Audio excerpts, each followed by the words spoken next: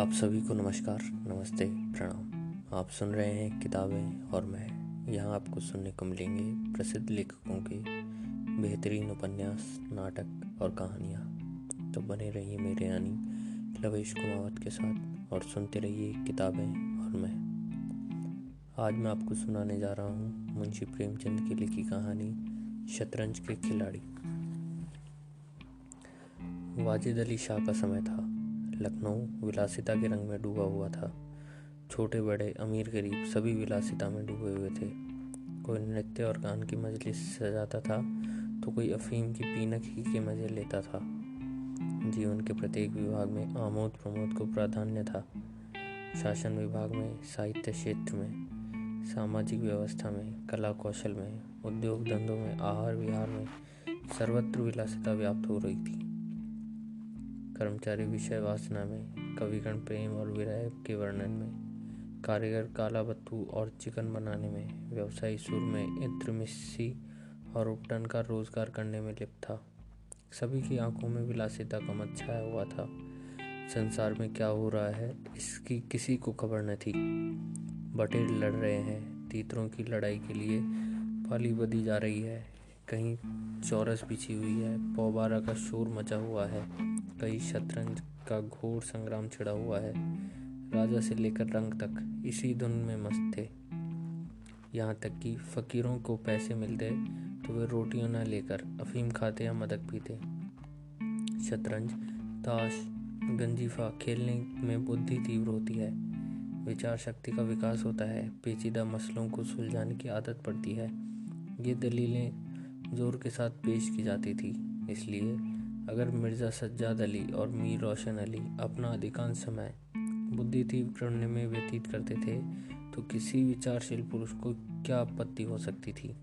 दोनों के पास मौरूसी जागीरें थी, जीविका की कोई चिंता न थी। घर बैठे चकोतियाँ करते, आखिर और करते ही क्या। प्रातःकाल दोनों मित्र नाश्ता करके बिसात बिछा कर बैठ जाते, मुहर सज जाते और लड़ाई के दांव पेच होने लगते थे। फिर खबर न होती थी कि कब दोपहर हुई, कब तीसरा पहल, कब शाम। घर में भीतर से बार बार बुलावा आता था, खाना तैयार है। यहाँ से जवाब मिलता, चलो आते हैं, दस्तरखान बिछाओ।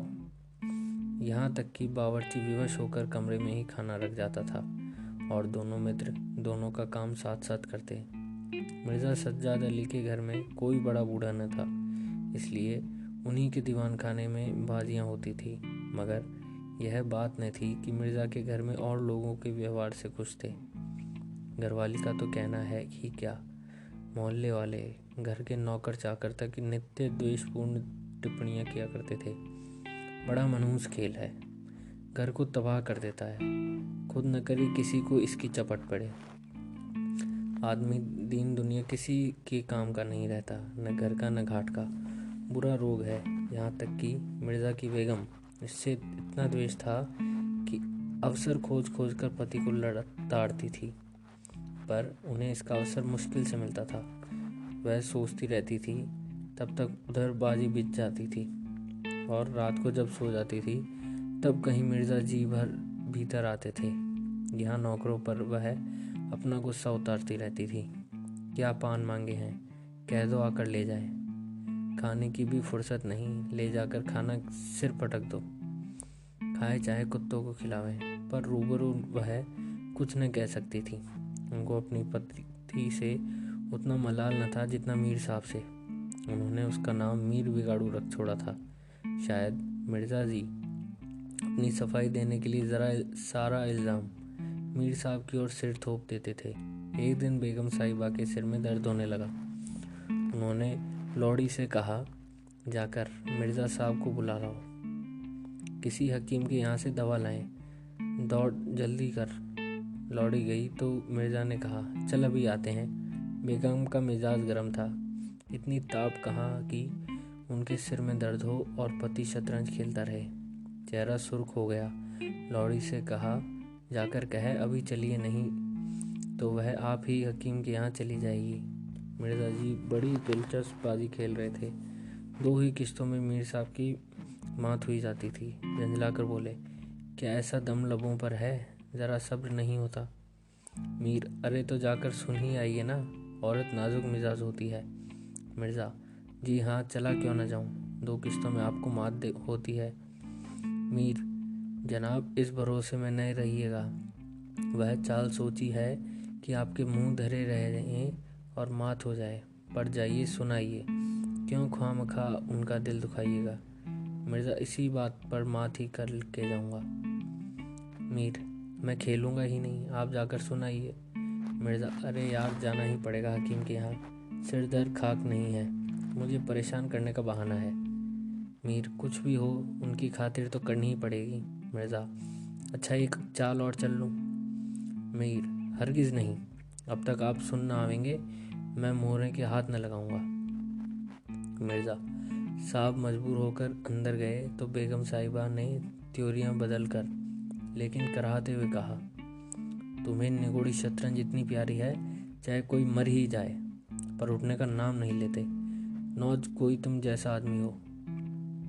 मिर्ज़ा, क्या कहूँ, मीर साहब मानते ही न थे, बड़ी मुश्किल से पीछा छुड़ा कर आया हूँ।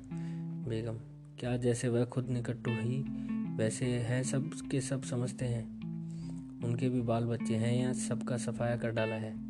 मिर्ज़ा, बड़ी लती आदमी है, जब तक जाता है तब मजबूर होकर खेलना पड़ता है। बेगम, दुत्कार क्यों नहीं देते। मिर्ज़ा, बराबर का आदमी है, उम्र में दर्जे में मुझको 2 उंगल ऊंचे, मुलाहिजा करना ही पड़ता है। बेगम, तो मैं ही दुत्कार देती हूँ, नाराज़ हो जाएंगे, हो जाए, कौन किसी की रोटियां चला देता है। रानी रूठेगी, आप सुहाग लेगी। हिजिया बाहर से शतरंज उठा ला, मीर साहब से कहना मियाँ अब न खेलेंगे, आप तशरीफ़ ले जाइए। मिर्ज़ा, हाँ हाँ, कहीं ऐसा गज़ब भी मत करना, जलील करना चाहती हो क्या। ठहर हिरिया, कहाँ जाती है। बेगम, जाने क्यों नहीं देते, मेरे ही खून पिए जो उसे रोके। अच्छा,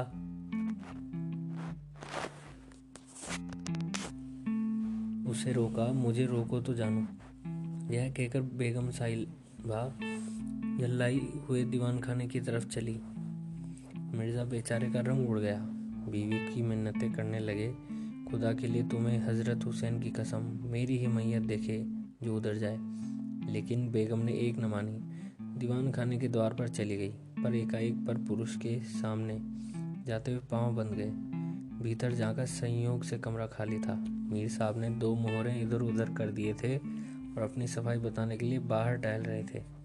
फिर क्या था, बेगम ने अंदर पहुंचकर बाजी उलट दी, मोहरें कुछ तख्त के नीचे फेंक दी, कुछ बाहर किवाड़ के अंदर बंद करके कुंडी लगा दी।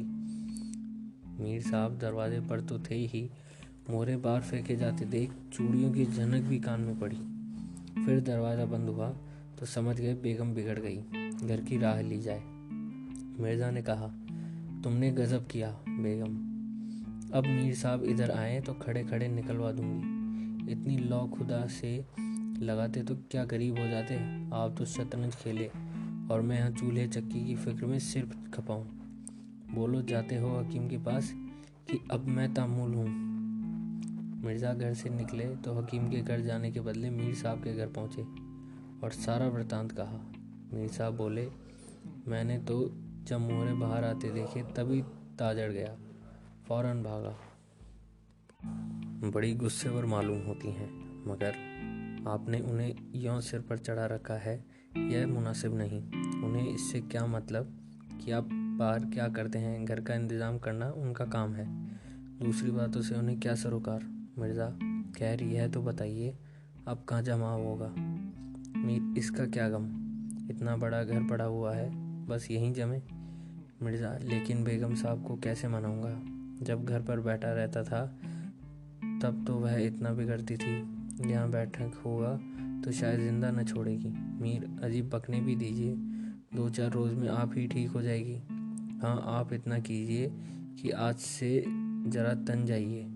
मीर साहब की बेग किसी अज्ञात कारण से उनका घर से दूर रहना भी उपयुक्त समझती थी, इसलिए वह उन्हें शतरंज प्रेम की कभी आलोचना न करती, बल्कि कभी कभी मीर साहब को देर हो जाती तो याद दिला देती थी। इन कारणों से मीर साहब को भ्रम हो गया था कि मेरी स्त्री अत्यंत विनयशील और गंभीर है। लेकिन जब दीवान खाने में बिसात बिछने लगी और मीर साहब दिन भर घर में रहने लगे तो उन्हें बड़ा कष्ट होने लगा। उनकी स्वाधीनता में बाधा पड़ गई। दिन भर दरवाजे पर झांकने को तरस जाती। उधर नौकरों में कानाफूसी होने लगी। अब तक दिन भर पड़े पड़े मक्खियाँ मारा करते थे। घर में चाहे कोई आवे चाहे कोई जाए, इन्हें कुछ मतलब न था। आठों पहर की धौंस हो गई। कभी पान लाने का हुक्म होता, कभी मिठाई लाने का, और हुक्का तो किसी प्रेमी के हृदय की भांति नित्य जलता ही रहता था। वे बेगम साहब से जाकर कहते, हुजूर मियाँ की शतरंज तो हमारे जी का जंजाल हो गई। दिन भर दौड़ते दौड़ते पैरों में छाले पड़ गए। यह भी कोई खेल है कि सुबह को बैठे तो शाम ही कर दे। घड़ी आध घड़ी दिल बहलाव के लिए खेल लेना बहुत है। खैर, हमें तो कोई शिकायत नहीं। हुजूर की गुलाम हो, जो हुक्म होगा बजा ही लावेंगे। मगर यह खेल मनहूस है। इसका खेलने वाला कभी पनपता नहीं। घर पर कोई न कोई आफत ज़रूर आती रहती है। यहाँ तक कि एक के पीछे मोहल्ले में मोहल्ले तबाह हो जाते हैं। सारे मोहल्ले में यही चर्चा होती रहती है। हुजूर का नमक खाते हैं। अपने आका की बुराई सुन सुनकर रंज होता है। मगर क्या करें। इस पर बेगम साहिबा कहती, मैं तो खुद इनको पसंद नहीं करती, पर वह किसी की सुनते ही नहीं। क्या किया जाए। मोहल्ले में 2-4 पुराने ज़माने के लोग थे। वे आपस में भांति भांति के अमंगल की कल्पनाएं करने लगे। अब खैरियत नहीं। जब हमारे रईसों का यह हाल है तो मुल्क का खुदा ही हाफिज। यह बादशाह शतरंज के हाथों तबाह होगी। आसार बुरे हैं। राज्य में हाहाकार मचा हुआ था। प्रजा दिन दहाड़े लूटी जाती थी। कोई फरियादी सुनने वाला न था। देहातों की सारी दौलत लखनऊ में खींची चली जाती थी और वह वेश्याओं में, भांडों में और विलासिता के अन्य अंगों की पूर्ति में उड़ाई जाती थी। अंग्रेजी कंपनी का ऋण दिन दिन बढ़ता जाता था। कमली दिन दिन भीगकर भारी होती जाती थी। देख में सुव्यवस्था न होने के कारण वार्षिक कर भी न वसूल होता था। रेजिडेंट बार बार चेतावनी देता था, पर यहाँ लोग विलासिता के नशे में चूर थे।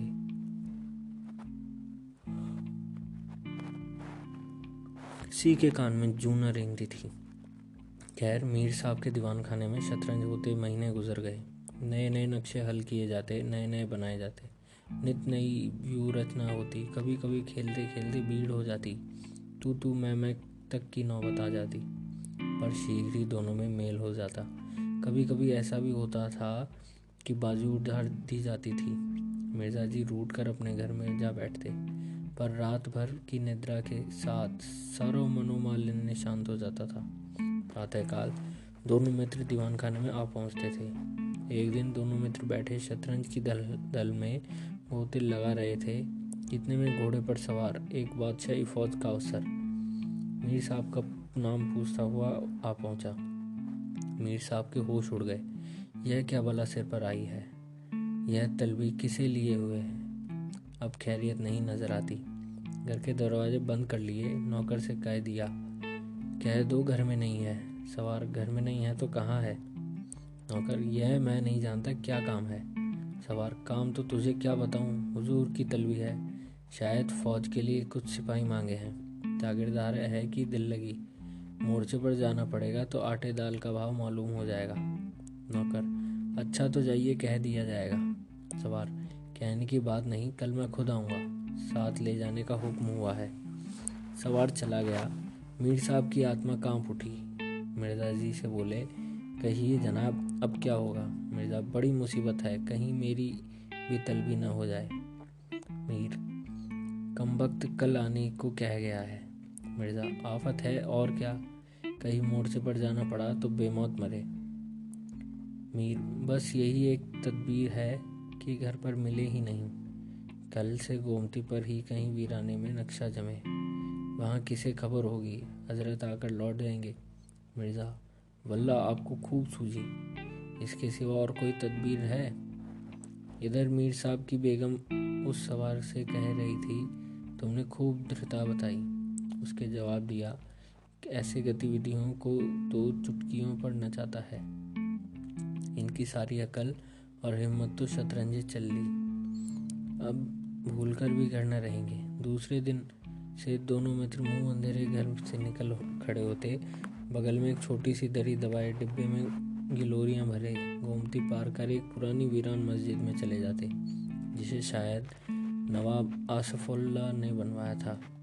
रास्ते में तंबाकू, चिल्लम और मदरिया लेते और मस्जिद में पहुंचते। दरी बिछा हुक्म पर शतरंज खेलने बैठ जाते। फिर उन्हें दीन दुनिया की कोई फिक्र न थी।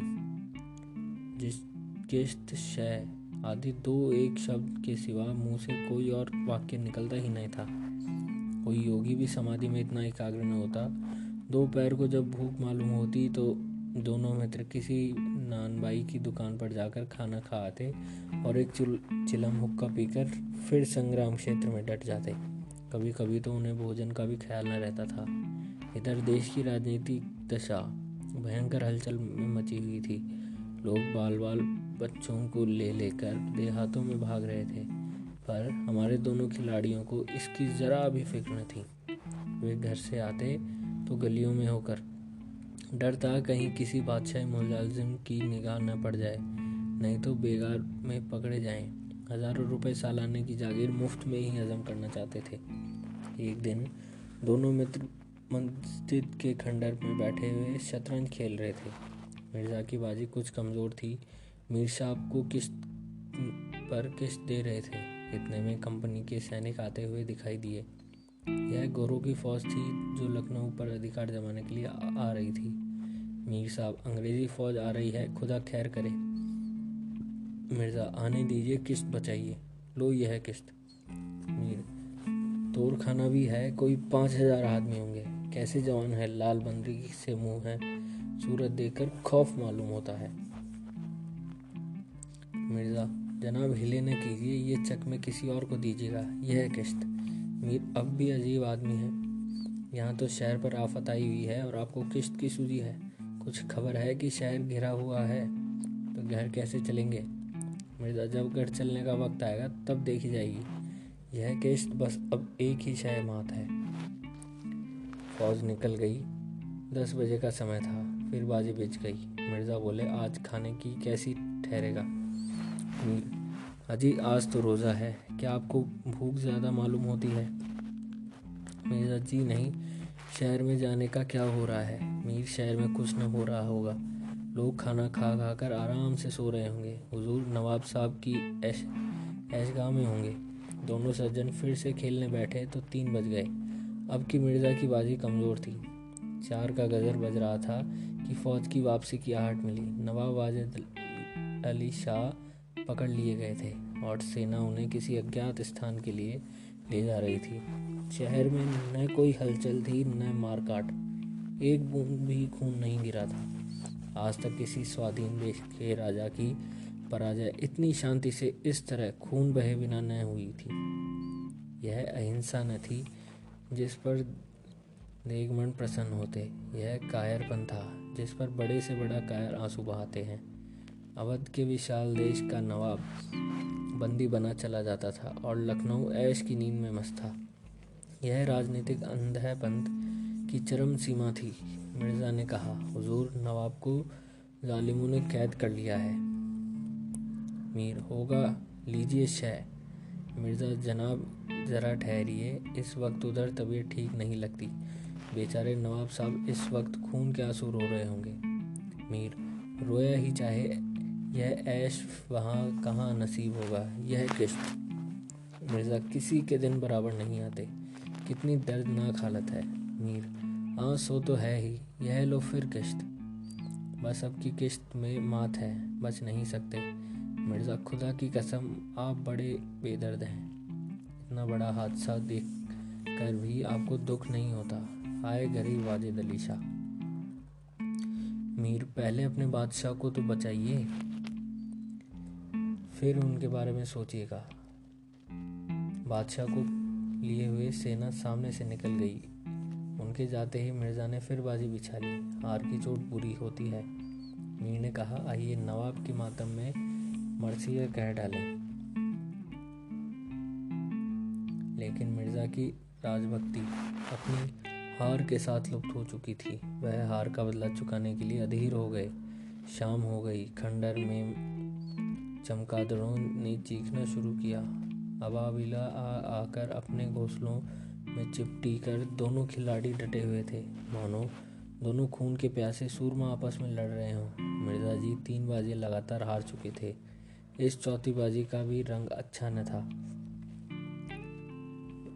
वह बार बार जीतने का दृढ़ निश्चय कर संभल कर खेलते थे, लेकिन एक न एक चाल ऐसी बेधड़ आ पड़ती थी जिससे बाजी खराब हो जाती थी। हर बार हार के साथ प्रतिकार की भावना और उग्र हो जाती थी। उधर मीर साहब मारे उमंग के गजलें गाते थे, चुटकियां लेते थे मानो कोई गुप्त धन पा गए हों। मिर्जा सुन सुनकर झुंझलाते और हार की झेप मिटाने के लिए उनकी दाद देते थे। ज्यों ज्यों बाजी कमजोर पड़ती थी, धैर्य हाथ से निकल जाता था, यहाँ तक कि वह बात बात पर झुंझलाने लगे। जनाब, आप चाल कर बदला कीजिए। यह क्या कि चाल चले और फिर उसे बदल दिया जाए। जो कुछ चलना है एक ही बार में चल दीजिए। यह आप मोहरों पर ही क्यों हाथ रखे रहते हैं? मोहरें छोड़ दीजिए। जब तक आपको चाल न सूझे मोहरें छुआ ही न कीजिए। आप एक एक चाल आधा आध घंटे में चलते हैं। इसकी सनद नहीं। जिसे एक चाल चलने में 5 मिनट से ज़्यादा लगे उसकी मात समझी जाए, फिर अपने आप ही बदली जाएगी। चुपके से मोहर वहीं रख दीजिए। मीर साहब की फर्जी पिटता था, बोले, मैंने चाल चली ही कब थी मिर्ज़ा। अब आप चाल चल चुके हैं, मोहरें वहीं रख दीजिए, उसी घर में। मीर, उससे क्यों रखूं? हाथ में मोहरा छोड़ा कब था मिर्ज़ा? मोहरा आप कमाए तब न छोड़े तो क्या चल ही न होगी? फर्जी पिटते देखा तो धांधली करने लगे। मीर, धांधली आप करते हैं। हार जीत तकदीर से होती है, धांधली करने से नहीं जीतता कोई। मिर्ज़ा, तो इस बाजी में आपकी मात हो गई। मिर्ज़ा, मुझे क्यों मात होने लगी? मिर्ज़ा, तो आप मोहरा इसी घर में रख दीजिए जहाँ पहले रखा था। मीर, वहाँ क्यों रखूं? नहीं रखता, जाओ। मिर्ज़ा, क्यों न रखिएगा, आपको रखना होगा। तकरार बढ़ने लगी। दोनों अपनी अपनी टेक पर अड़ गए। न यह दबता था न वह। अप्रासंगिक बातें होने लगी। मिर्ज़ा बोले, किसी ने खानदान में शतरंज खेली होती तो तब इस कायदे जानते। वो तो हमेशा घास छीला किया करते थे। आप शतरंज क्या खेलिएगा? रियासत और ही चीज़ है, जागीर मिल जाने से कोई रईस नहीं हो जाता। मीर, क्या घास आपके अब्बाजान छीलते थे? यहाँ तो पीढ़ियों से शतरंज खेले आते हैं। मिर्ज़ा, अजी आइए भी। गजायुद्दीन हैदर के यहाँ बावर्चियों का काम करते करते उस उम्र में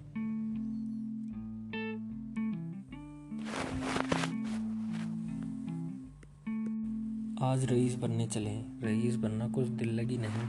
मीर, क्यों अपने बुजुर्गों के मुंह पर कालिख लगाते हो?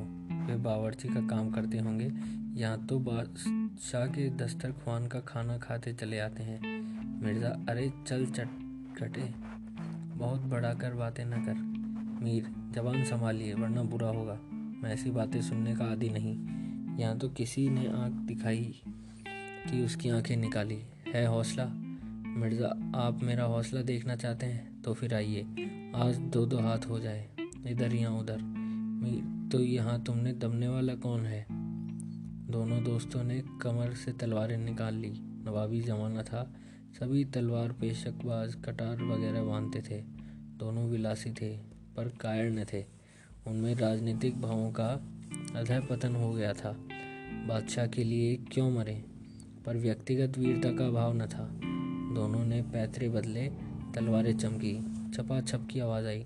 दोनों जख्मी होकर गिरे। दोनों ने वहीं तड़प तड़प कर जान दी। अपने बादशाह के लिए उनकी आंखों में एक बूंद आंसू न निकला। उन्होंने शतरंज के वजीर की रक्षा में प्राण दे दी। अंधेरा हो चला, बाजी बिछी हुई थी। दोनों बादशाह अपने अपने सिंहासन पर बैठे, मानो इन वीरों की मृत्यु पर रो रहे हम। चारों तरफ सन्नाटा छाया हुआ था। खंडर की टूटी हुई मेहरबान दीवार, गिरी हुई दीवारें और धूल दूसरी मीनारें इन लाशों को देखती और सिर धुनती थी। तो यह थी आज की कहानी। आशा करता हूँ आपको यह कहानी अच्छी लगी होगी। तो ऐसी ही और कहानियों के लिए सुनते रहिए किताबें और मैं। तब तक के लिए धन्यवाद।